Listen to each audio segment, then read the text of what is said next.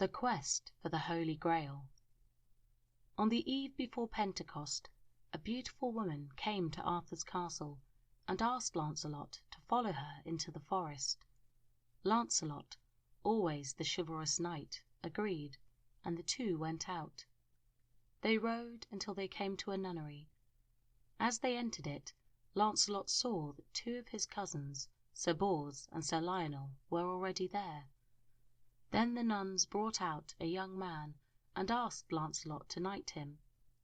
Lancelot agreed, and the youth was knighted.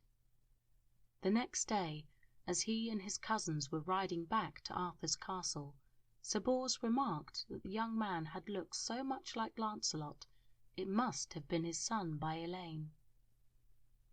When Lancelot returned to Camelot, the knights were all summoned to meet at the Round Table.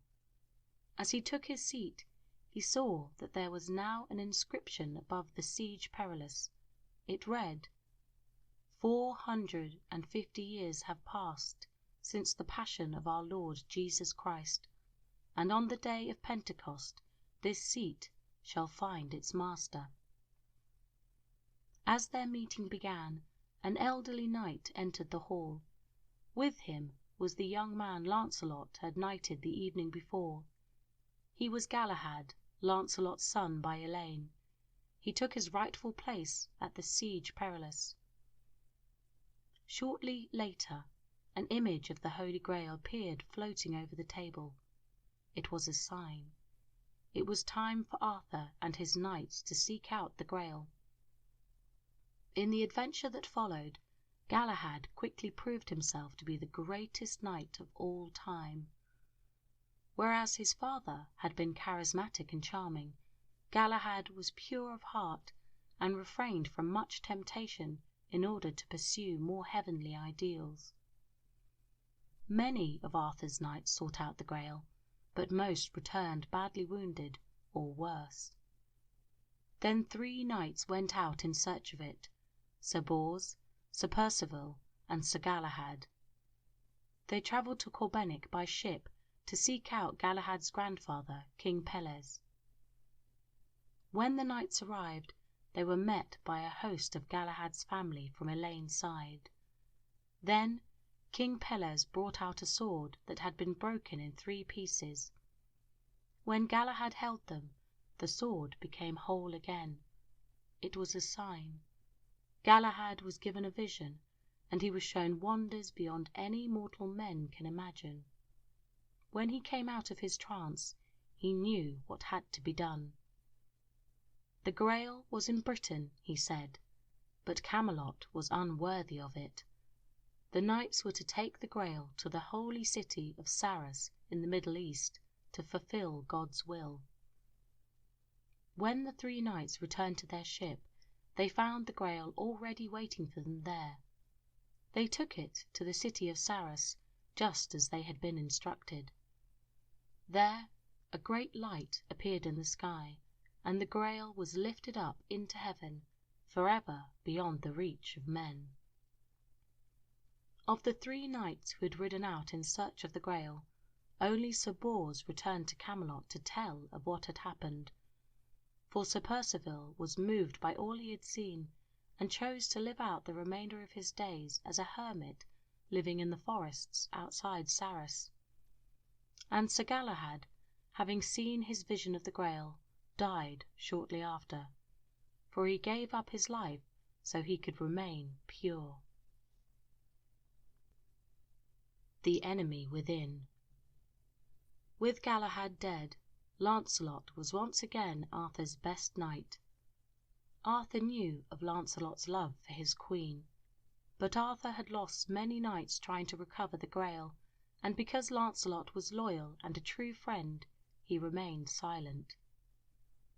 One night, Mordred came to him and told him he had seen Lancelot nearby, and not alone. The queen had been with him. The penalty for adultery is death, Mordred reminded him. Arthur reluctantly agreed, and a trap was set. The next day, Guinevere told Arthur she was going out riding again. When she left, Mordred and some of Arthur's men followed. When she met Lancelot, they jumped out and grabbed her. Lancelot was able to escape, but Guinevere was captured. At Camelot, the queen was put on trial for adultery and found guilty. She was tied to a stake, and the torches were lit. Just as she was about to be set ablaze, Lancelot rode in with his men and cut her free. While Arthur's soldiers were still fighting off the attack, the two lovers rode off together. The death of Arthur. Arthur immediately began pursuit of Lancelot and Guinevere, and they were quickly found at Lancelot's castle in Wales. For months, Arthur and his men laid siege to it. Finally, an agreement was reached whereby Guinevere was returned to Arthur, and Lancelot was sent to France in exile. But Arthur was still angry. Lancelot had betrayed him, and he wanted revenge. He followed Lancelot into France, leaving Mordred in charge. Then Arthur received the news he dreaded worst.